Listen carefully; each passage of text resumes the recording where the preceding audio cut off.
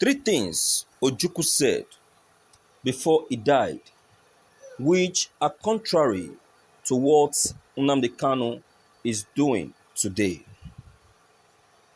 According to Wikipedia, Chukwuemeka Odumegwu Ojukwu was born on 4th November 1933 and died on 26th November 2011, fulfilling a total of 78 years of life. He was a Nigerian military officer and politician who served as the military governor of the Eastern Region of Nigeria in 1966 and the leader of the breakaway Republic of Biafra from 1967 to 1970. He was active as a politician from 1983 to 2011 when he died. In September 1966, there was a religious pogrom between the Igbos and the Hausas in the Muslim-dominated northern region. This led to the death of many people. Mr. Ojukwu grew a thick bushy herb as a sign of mourning. He said, for the injustice caused to the Igbos. He acceded to mounting demands of an Igbo-led secession of the eastern region, a total area of 30,000 square miles.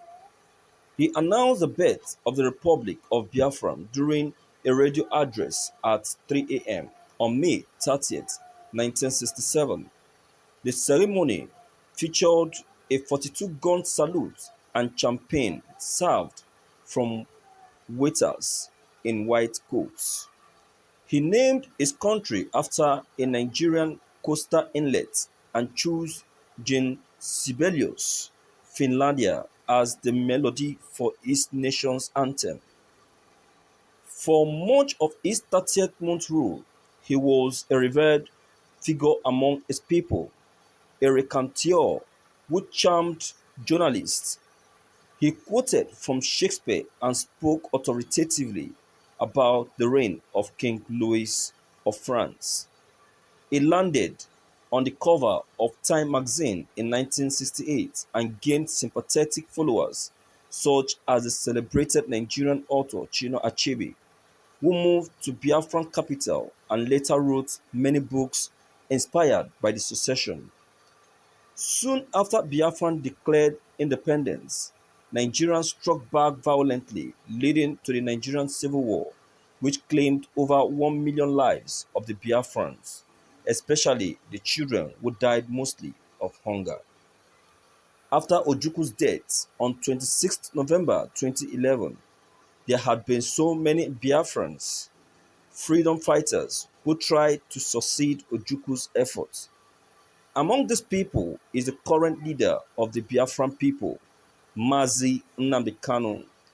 Since Kanu came up to assume Ojukwu's position in Biafra, the dance of Biafra had totally changed and has seemed to be understandable to many people. One of the major childish and discouraging approaches that Kanu employed toward achieving Biafra, which people always scorn at him, is by making use of a set of uninfluential people as his influencers. What this means is that Kanu is making use of especially Okada riders and other sets of touts and poor Biafrans as his influencers towards achieving Biafra.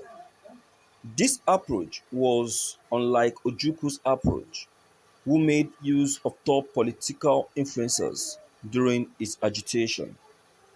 There are two statements that Ojukwu made about Biafra which are totally contrary to what Kanu is doing today, hence a total discouragement toward achieving Biafra. According to an interview report published on Vanguard in 2017, the Biafran agitation championed by the late Emeka Odumegwu Ojukwu was not to succeed or detach from Nigeria, but to get equal opportunity in the country. Chief Chekwas Okorie, who was the national chairman of the United Progressive Party (UPP) and the party's presidential candidate in the 2015 general election, disclosed this in an interview with Vanguard and said that Ojukwu's Biafran declaration was not to leave Nigeria, rather for Igbos to have equal opportunities in Nigeria. He insisted that Ojukwu was more concerned about the fate of the people and the Igbos and championed equal opportunity for them. He said, if you are looking at the Biafran that Ojukwu talked about before he died, or Biafran as an ideology, count me in, because the Biafran ideology ought to be the Nigerian ideology, a true Nigerian ideology. According to him, the issue of Biafra is something that will remain topical and it depends from the angle you see it. If you see it from the angle that what led to that war should be avoided, then that is positive. But if you are looking at it from the point of view of breaking away from the country, that is the negative side, for which no politician party that is national in nature will be part of. According to post published on Daily Post on May 31st, 2017, there was a video footage which emerged online about Chukwuemeka Odumegwu Ojukwu advising people of the southeast against engaging in another agitation for Biafra.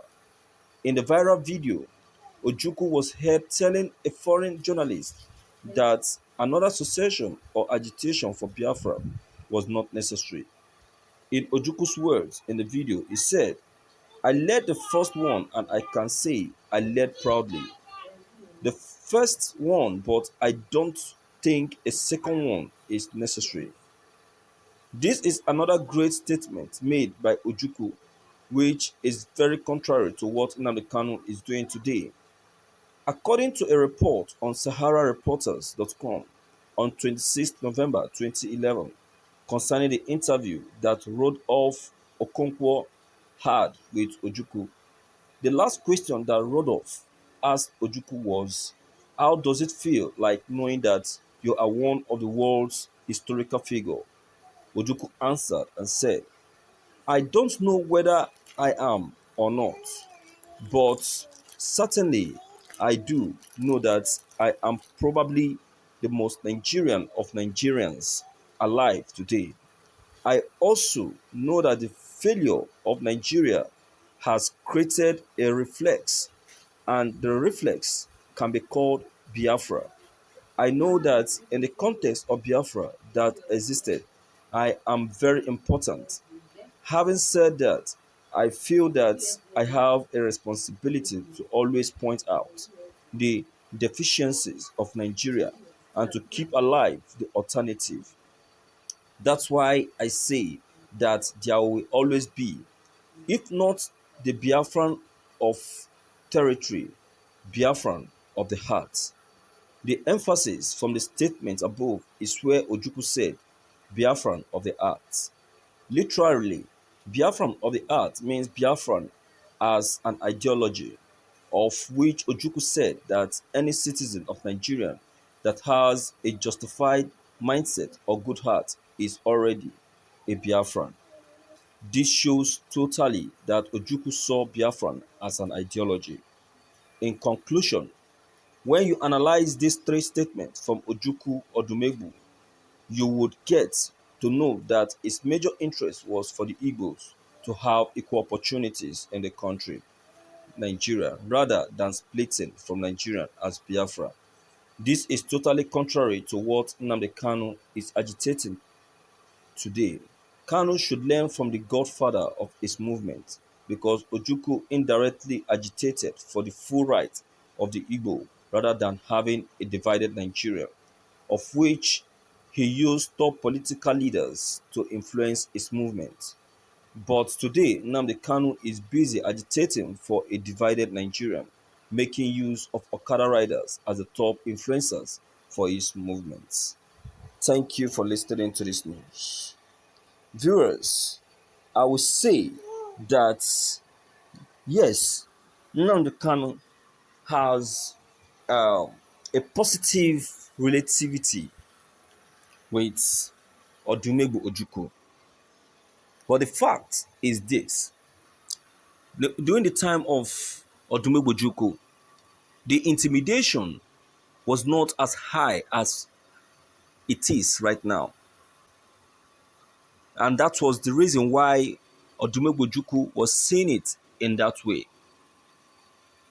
So the way it is now, I think demands for a quick division, or else something else will come up. So Mazi Nnamdi Kanu has actually done no wrong. The step is taken is still in line with that of Odumegwu Ojukwu, and that is what Odumegwu Ojukwu would have done had he been still alive. So my viewers, this is my little contribution concerning this issue. So what is yours? Please don't forget to leave it behind. Click on the subscription buttons as well as bell buttons to get updated anytime we upload new videos. Thank you.